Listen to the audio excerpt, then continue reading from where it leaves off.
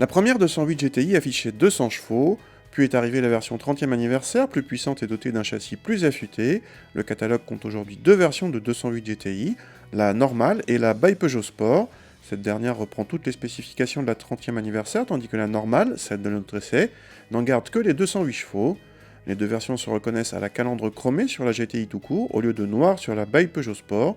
Le logo GTI est orné d'un liseré bleu-blanc-rouge sur la by Peugeot Sport, mais pas sur la GTI tout court.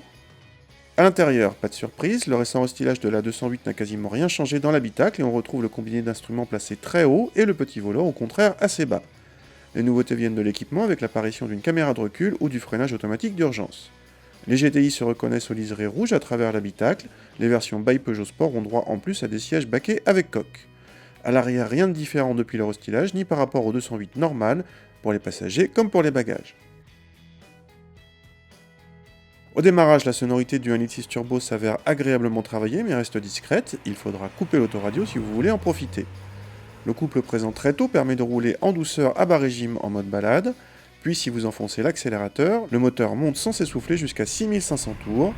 Les performances sont parmi les meilleures de la catégorie et font de cette citadine une vraie petite sportive. Notre 208 GTI s'est montré ferme mais moins que la version by Peugeot Sport, la rendant plus confortable et plus polyvalente pour un usage quotidien.